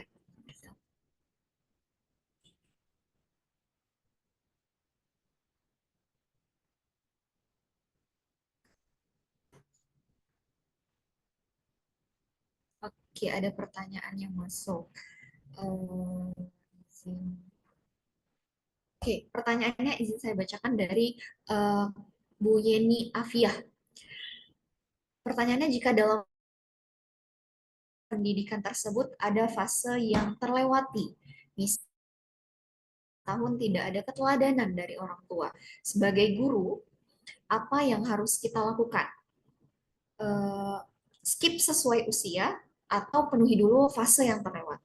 Mungkin pertanyaan ini boleh dijawab dari Ustazah Putri ya, Ustazah? Boleh, Ustazah. Baik, izin menjawab ya. Bismillah. Kalau ada fase yang terlewat, dilengkapi dulu. Karena kalau dalam the life cycle of the man ya, bagaimana pola hidup atau lingkaran hidup manusia itu, kalau ada yang kosong, terus kemudian kita lewatin ya, tahapan perkembangan itu kalau ada yang kosong kemudian kita lewatin, nanti di usia tertentu dia akan balik lagi untuk minta gitu. Makanya mohon maaf ya, kita kadang ngelihat ada orang udah umur ya udah tua lah gitu ya, tapi kelakuannya masih seperti anak-anak. Itu karena ada tahapan perkembangan dia yang kosong dan terlewati. Dan tidak buru-buru diisi, tidak cepat-cepat diisi, dilengkapi gitu. Maka dalam tahapan pendidikan juga kurang lebih sama ya. Ketika ada fase yang terlewat, diisi dulu, diisi. Nggak usah berharap sempurna gitu kayak wah ini harus kayak gini, harus gini, nggak harus kayak gitu. Tapi diisi dulu. Ikhtiar kita adalah melakukan dulu apa yang terlewat tadi. Ya, misalnya dia di fase itu dia belum di fase waktu kecil dia belum ditalkin nih gitu. Nggak apa-apa ditalkin, tapi kalau misalnya baca Qurannya udah lancar ya nggak perlu ditalkin lagi kan gitu kan. Maka talkinlah dia dalam hal lain, misalnya talkin dia dalam bentuk tadaburnya, talkin dia dalam bentuk hafalan, talkinkan dia dalam bentuk tafsir gitu ya, membacakan tafsir-tafsir Quran gitu. Nah jadi talkinnya tetap dilaksanakan, misalnya waktu kecil dia nggak ditalkin, tidak diteladankan gitu ya, tidak diberikan keteladanan, maka diisi dulu itu, diisi dulu biar nggak hilang, biar nggak kosong. Tapi kalau dia udah dewasa, udah gede, maka yang kita lakukan adalah tetap mentalkin dia, tapi materinya yang sudah disesuaikan. Gitu. Allah Taala alam bisawab. Semoga pertanyaannya bisa menjawab ya. Jawaban dari Ustazah bisa menjawab pertanyaan dari Bu Yeni. Nah, kemudian ada pertanyaan masuk juga via direct message nih, mungkin untuk Ustadz nih Ustadz. Jadi untuk para guru-guru nih Ustadz, mungkin yang dari guru IPA gitu ya atau guru bagian sainsnya fisika biologi gitu Ustadz. Nah, umumnya para guru ini langsung terpikir sainsnya itu dihubungkan dengan eksperimen apa gitu ya terpikir Ustadz. Kalau ketika mengajarkan anak-anak sains gitu Ustadz. Nah sebenarnya ketika mengajarkan sains apakah hanya sekedar itu Ustadz? Ruang lingkupnya itu hanya sampai eksperimen saja, tapi seluas apa nih Ustadz yang bisa digali dari sains sendiri Ustadz gitu. Cek kedengaran saja? Terdengar Ustadz. Ya. Sebenarnya saja dari sains ini tadi hulu ke hilir ya kita bicaranya ya. Jadi ujungnya itu tadi menyadari bukan hanya sebatas eksperimen ya. Eksperimen itu cuma sebagai bukti ya kan. Kita tahu segala bentuk sains itu diuji nanti jadi nih eksperimennya. Nah, bagaimana sains itu tadi dapat mendekatkan si anak dan si orang tua sekaligus kepada Allah. Sebenarnya intinya di situ. Nah, di tadabbur itu sebenarnya intinya. Nanti baru melahirkan akhlak dan lain sebagainya. Ketika kita sudah kagum tuh sama apa yang Allah ciptakan sesuai dengan yang beliau ciptakan, nah barulah setelah kekaguman itu muncul, nah disitulah kita merasa oh, ini nih benar nih. Nah, jadi semakin dekat ke Allah dan menaati aturan-aturannya. Jadi biasanya begitu saja. Mangga, insyaallah. Wallahu a'lam bishawab. Jadi ternyata nggak terbatas Ustaz. Bahkan eksperimen itu hanya sekedar pembuktian sebenarnya gitu. Jadi sebenarnya untuk mempelajari sains itu bisa lebih dalam gitu. Nah, kemudian pertanyaan selanjutnya ini dari Bu Hasna Sartifa. Bagaimana menimbulkan kesadaran anak terhadap kewajiban agama jika ternyata kita sedang tinggal di negara minoritas muslim yang keadaan lingkungannya tidak seagamis ketika di Indonesia? Mungkin pertanyaan ini boleh dijawab Ustazah Putri. Baik, terima kasih banyak. Ini Masya Allah ya, ini kakak kelas kita di pondok nih. Saya kenal, Masya Allah. Terima kasih banyak sudah hadir. Eh, Beliau ini sedang tinggal di Jepang ya, dapat beasiswa, kemudian bawa keluarganya di Jepang, dan saya tahulah challenge-nya tinggal di luar negeri itu seperti apa. Tapi saya tuh kalau lihat orang-orang yang tinggal di luar negeri ya, terutama di minoritas, itu Masya Allah. Karena ada satu hadis yang mengatakan, sebuah amal itu akan menjadi lebih besar pahalanya, keutamanya ketika dia sulit untuk dilakukan. Jadi sholat di Indonesia dengan sholat di Jepang gitu ya, itu bisa beda tuh. Iya, bener nggak ya Ustaz ya? Bisa beda tuh. Kalau sholat di Indonesia gitu ya, wah masjid di mana-mana, tempat wudhu tersedia, azannya tersedia gitu. Jadi gampang lah. Makanya orang Indonesia suka gampangin sholat. Soalnya emang gampang. Ya. Tapi orang-orang yang tinggal di negara minoritas, Masya Allah, itu keutamaannya luar biasa. Begitupun dengan keutamaan mengajarkan agama ketika kita tinggal di tempat minoritas. Nah, justru ketauhidannya itu akan lebih kuat. Kenapa? Karena anak-anak itu dari kecil sudah dikenalkan tentang ya kita muslim, ya kita wajib menjaga keimanan kita. Kalau di Indonesia kita bilang, nah kita muslim, wajib menjaga keimanan kita. Lah, kanan kiri kita muslim, gitu kan? Gak ada challenge, gak ada tantangan. Tetangganya muslim ya, bahkan kadang anak tetangga yang non muslim ikut ke masjid gitu ya, agak kocak juga itu kadang ya, pakai sarung ikut baca ikro gitu kan, malah tetangga yang non muslim yang ikut kita gitu. Tapi ketika berada di negara minoritas atau di tempat yang kita minoritas sebagai seorang muslim, maka ini adalah kesempatan yang baik. Satu, keutamannya lebih besar karena suatu amal ibadah itu ketika dilakukan sulit untuk dilakukan, maka akan semakin besar keutamaan dan pahalanya.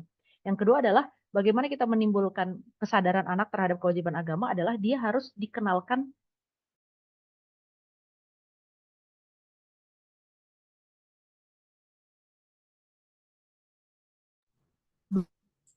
Cek Ustazah. Ya, maka itu tadi seperti kurikulum pendidikan Quran. Utamakan makiyah,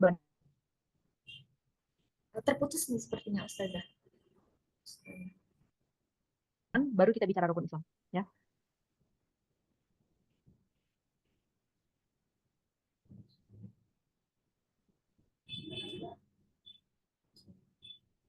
Ada sedikit kendala.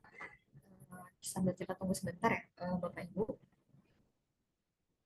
Jadi ternyata tantangan semakin besar tantangan gitu ya, semakin luar biasa gitu ternyata. Baru tahu gitu.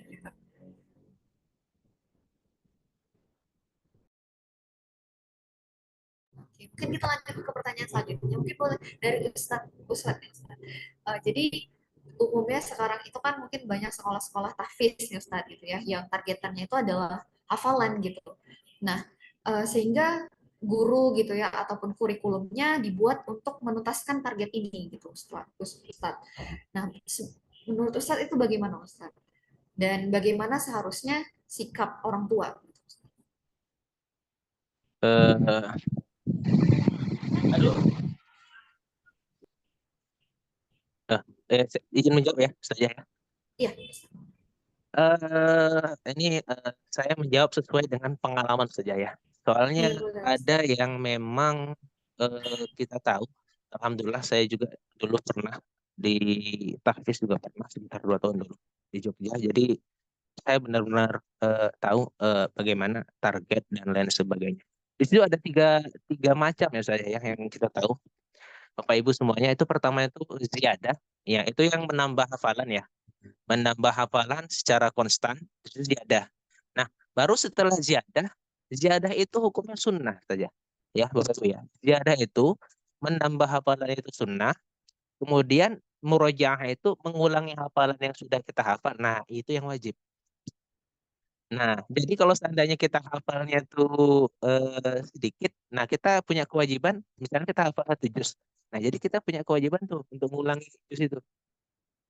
Nah, jadi murojaah itu wajib, ziyadah itu sunnah. Nah, kemudian yang ketiga itu ada tilawah. Tilawah ini juga selingan tuh di antara si ziyadah atau si murojaah begitu. Nah, jadi terkait masalah target itu oke, fine, fine saja kalau seandainya kita mengejar target, cuma jangan lupa sama murojaahnya. Ada yang kebanyakan kita itu fokus ke target, nah terakhir hafal, hafal, hafal, hafal hilang. Jadi ibaratnya kita cangkol tuh, letak ke depan, kita maju terus nih, kita cangkol, bolong yang di depan, kita letak tanahnya ke belakang, kita maju lagi, kita cangkol lagi, kita letak ke belakang lagi, tanah yang kedua kita cangkol tadi, nutupi yang belakang lagi. Nah, jadi begitu terus. Nah, jadi alangkah baiknya target itu tadi disertai dengan murojaah. Nah, itu saja kalau dari saya, dari secara pribadi. Boleh Jadi mengejar ziyadah, tapi murojaahnya jangan ditinggal. Cuman kalau seandainya kelabakan, alangkah baiknya murojaahnya saja dulu. Itu lebih utama. jadi meletakkan prioritas itu tetap pada tempatnya. Iya, benar saja. Oke, udah terhubung lagi nih dengan Ustazah Putri. Tadi terputus nih Ustazah kayaknya. Iya, mohon maaf, mohon izin ya. Oke, jadi saya Iya, selesaikan sedikit ya dari pertanyaan boleh. tadi. Bagaimana kalau kita berada di negara minoritas adalah dengan menetapkan karakter atau menetapkan identitas si anak itu gitu. Jadi anak yang kecil-kecil itu dia harus di apa namanya ditetapkan identitasnya. Misalnya yang perempuan kamu muslimah, ya kamu muslimah. Dikenalkan kamu punya kewajiban menutup aurat dan sejenisnya gitu ya. Kamu tidak boleh membuka aurat di sembarang tempat atau kepada sembarang orang.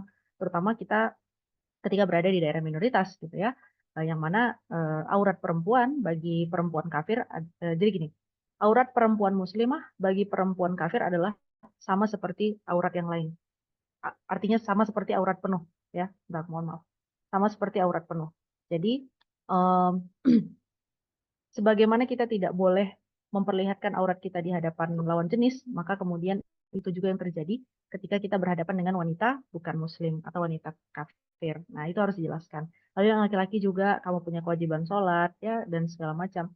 Jadi ditetapkan dulu identitas anak itu bahwa dia seorang muslim dan apa saja kewajibannya. Nah, setelah itu adalah biarkan dia belajar untuk mentoleransi perbedaan. Karena justru Rasulullah SAW contohnya gitu ya, ketika punya tetangga yang beda keyakinan, maka yang beliau lakukan adalah menunjukkan wajah Islam itu sendiri. Jadi, nahnu duat qabla kulli syai'in. Kita ini adalah dai sebelum kita menjadi segala sesuatu. Sebelum kita menjadi dokter, sebelum kita menjadi apa namanya tugas ya apalah pekerjaan kita hari ini, nahnu duat. Kita adalah wajah-wajah Islam di muka bumi. Kita adalah khalifah. Khalifah itu kan artinya pengganti. Artinya ada tugas-tugas kita yang mana tugas kita adalah menunjukkan dalam tanda kutip ya wajah Allah Subhanahu wa taala kepada orang lain. Maka dakwah paling hebat itu adalah dakwah dengan akhlak. Nah, ini yang kita harapkan ada di generasi muslim kita, walaupun berada di tengah minoritas, kita harus betul-betul menunjukkan identitas kita sebagai muslim sebagai sebuah sarana dakwah. Gitu. Allah taala alam. Biasa sekali gitu ya. Wah, semakin jadinya penasaran gitu ya. Nah, tapi karena berhubung waktunya sudah di ujung nih, Bapak Ibu semuanya, jadi terpaksa untuk kita akhirkan gitu ya. Tapi ada oleh-oleh nih dari tim panitia untuk Bapak Ibu semua. Jadi udah di-spill tadi oleh oleh dua pemateri kita gitu ya tentang webinar series selanjutnya. Jadi ini adalah webinar series atau kita sebut dengan webinar tematik Bapak Ibu. Jadi ini adalah pertemuan pertama dan selanjutnya ada pertemuan intinya gitu ya yang akan membahas tentang 4 elemen alam nih Bapak Ibu. Jadi kita mau bahas apa? Bukan avatar ya Bapak Ibu ya. Jadi ini bahasnya tentang 4 elemen alam yaitu bersama dengan Ustadz Ustazah kita, ada Ustadz Uswat dan juga ada Ustazah Putri. Nah, Bapak Ibu akan belajar tentang yang pertama tips mengajarkan kandungan Al-Quran yang seru dan bermakna kepada anak dan siswa gitu ya nantinya. Jadi Bapak Ibu dulu nih gitu ya yang kita belajar di sini gitu ya. Kemudian membangun akidah anak melalui rasa takjub tadi yang ingin kita bangun gitu ya, rasa takjub pada Al-Quran lewat benda-benda alam gitu. Kemudian dan sekitar anak gitu. Kemudian bagaimana konsep mengintegrasikan sains gitu dengan Al-Quran untuk anak dan tips mentadaburi ayat-ayat sains dan yang berhubungan dengan adab. Nah, kemudian Bapak Ibu ketika yang akan mengambil webinar series ini gitu ya akan memperoleh fasilitas yang pertama yang pastinya ilmu dan praktik dalam kehidupan sehari-hari gitu ya dari para narasumber. Kemudian ada sesi tanya jawab interaktif. Bapak Ibu juga dapat akses rekaman webinar. Jadi kalau misalnya belum bisa nonton live Zoom-nya gitu ya, ikut live Zoom-nya bisa nonton recordnya atau mau ulang lagi gitu ya, boleh. Kemudian dapat forum diskusi online via WhatsApp group gitu ya. Jadi boleh bertanya langsung gitu via WhatsApp group kalau ada kendala-kendala gitu dan lain sebagainya gitu. Kemudian dapat e-sertifikat. Nah, Bapak Ibu, tema apa aja nih yang kita bahas gitu ya? Nah, tadi udah ada 4 elemen gitu ya, berhubungan juga gitu ya dengan alam. Yang pertama, jadi kita pertemuannya itu 1 minggu 1 kali. Pertemuan pertama dengan tema pertama itu pada tanggal 5 Juni, kita akan membahas fokus pada sains bebatuan. Nah, Bapak Ibu, ada yang ingat tentang batu, kisah apa yang ada di Al-Quran gitu ya? Mungkin ada hubungannya dengan alfil gitu ya, bagaimana yang dilemparkan dan lain sebagainya. Wah, ini tentang ayat apa nih yang bakal dibahas gitu ya, dan bagaimana mengambil rasa takjubnya gitu yang berhubungan dengan adabnya dan lain sebagainya gitu. Kemudian ada di tema kedua mengenai tanah, dan yang tema ketiga mengenai air, dan tema keempat itu sains api dalam Al-Quran. Jadi akan dibahas per tema dan lebih fokus gitu Bapak Ibu ya. Tadi hanya sebagai pembuka gitu ya, bagaimana tentang alam semesta, kemudian lava dan lain sebagainya gitu. Nah, kita akan bahas lebih fokus sesuai temanya per pertemuannya. Nah, biasanya kok karena ini lebih fokus dan kita undang jauh-jauh narasumbernya nih Bapak Ibu, dari ada Ustazah Putri dari Bogor dan Ustadz Uswat dari Bandung gitu ya.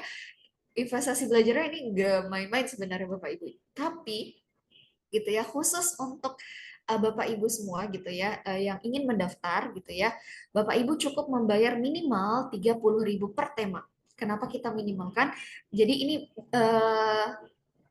ya Bapak Ibu boleh disesuaikan gitu dengan berapa kemampuan untuk mendaftarnya gitu, dengan minimal yang kita tentukan 30.000 per tema. Namun jika Bapak Ibu ingin mengambil paket, 4 paketnya itu gitu ya, ini mohon maaf jadi ada kesalahan. Jadi cukup membayar dengan 90.000 saja gitu. Bonus 1 pertemuan. Mohon maaf, ini akan kita perbaiki gitu ya. Nah, dana yang terkumpul ini akan kita donasikan gitu ya kepada yang membutuhkan melalui lembaga kita dari Anur Prima, yaitu Lazih Swaf Anur Prima, dan juga untuk keberlanjutan program selanjutnya. Gitu, seperti itu Bapak Ibu. Nah, jadi pertemuan pertama ini langsung minggu depan, di Rabu depan, di jam yang sama gitu ya, dengan narasumber yang sama.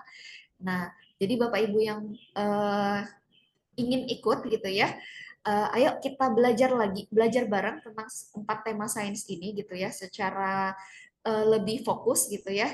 Bapak Ibu boleh mendaftar pada link yang ada di flyer ini atau hubungi kontak person kita gitu. Nanti flyer akan kami share juga via WhatsApp group untuk info lebih lanjut. Nah, seperti itu untuk penyampaian mengenai webinar series ini Bapak Ibu. Jadi waktu untuk pendaftarannya hanya 1 minggu, atau Bapak Ibu mau ngambil per tema boleh gitu ya, mau ngambil paketnya juga boleh gitu. Mungkin itu dulu untuk sore ini. Wah, luar biasa banget. Masih banyak gitu ya di Zoom ini, luar biasa sore-sore. Nah, sebelum kita tutup, saya izin mungkin ada closing statement dari Ustazah Putri dan Ustadz Uswat. Boleh dari Ustadz Uswat dulu, mungkin boleh Ustadz? Closing statement ya. Iya, Ustadz. Sederhana ya, Bapak Ibu semuanya, teman-teman. Ada 2. Pertama, syukur. Jangan lupa bersyukur, Bapak Ibu semuanya. Insya Allah kalau seandainya kita bersyukur tuh, insya Allah Allah tambahkan ya nikmatnya, udah Allah jamin. Kemudian ada satu anekdot yang luar biasa menurut saya. Nikmat itu sebenarnya sedikit. Contohnya kita suka nih makan nasi goreng atau makan es krim gitu. Cuman kalau kita disuruh makan es krim untuk 1 truk itu nggak mungkin, bahkan enak. Maka dari itu yang nikmat dari kita ini yang di dunia ini kita ambil semampunya, sebatasnya, lebihnya disyukuri. Kemudian yang kedua, ada yang bilang nasi sudah jadi bubur. Nah, kemudian orang akan fokus tuh. Jadinya fokusnya udah jadi bubur, udah dimakan. Nah, jadi fokusnya coba dirubah Bapak Ibu semuanya. Gimana nih kita udah jadi bubur, nasinya kita kan tinggal cari ayam, tinggal cari daun bawang. Nah, gimana caranya bubur yang sudah jadi tadi jadi enak. Nah, gitu sih. Jadi kita nggak menyerah nih. Ini udah gagal nih. Nasi udah jadi bubur. Oke, udah jadi bubur. Sekarang kita cari ayam, cari kacang, cari yang lain. Gimana caranya bubur ini nih jadilah bubur yang mantap gitu loh. Kasih kuah ayam kah atau apa. Nah, jadi jangan fokus sama yang nasi sudah jadi buburnya. Kalau nasi sudah jadi bubur, ya udah kita cari dong gimana cara jadi bubur yang enak. Baik, kita aja mungkin. Bentar. Oke, lanjut dari Ustazah Putri. Silakan Ustazah. Baik, bismillah. Sebagai closing statement dari saya ya, Bapak Ibu sekalian, peserta webinar Quran Series hari ini, Quran itu adalah panduan hidup.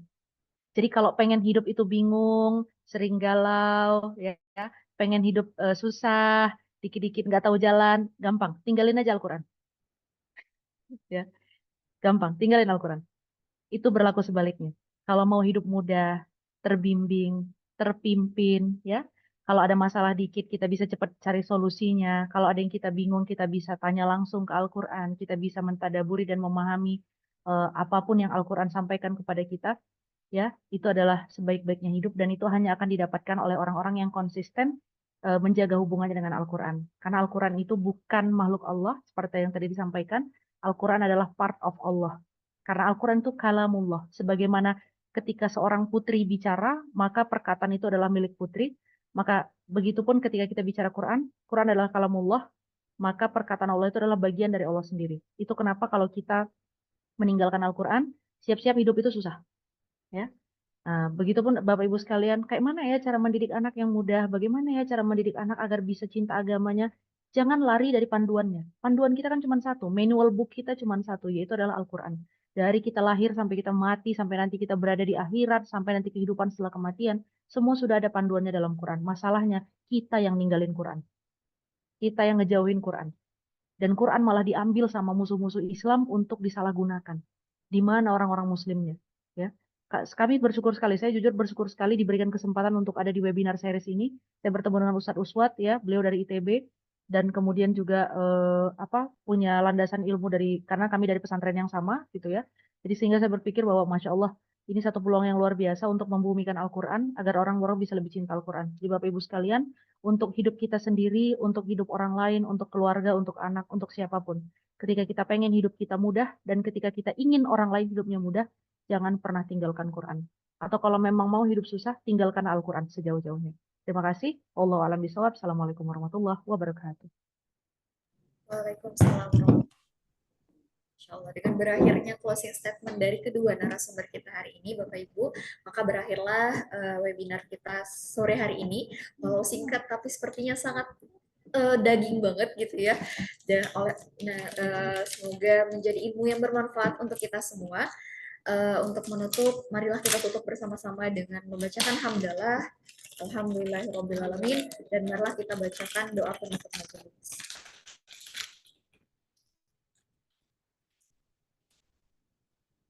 Semoga kita berkesempatan lagi Bapak Ibu di webinar series selanjutnya, berjumpa lagi gitu ya, membahas lebih dalam gitu ya, dan bersama-sama belajar lagi bareng-bareng.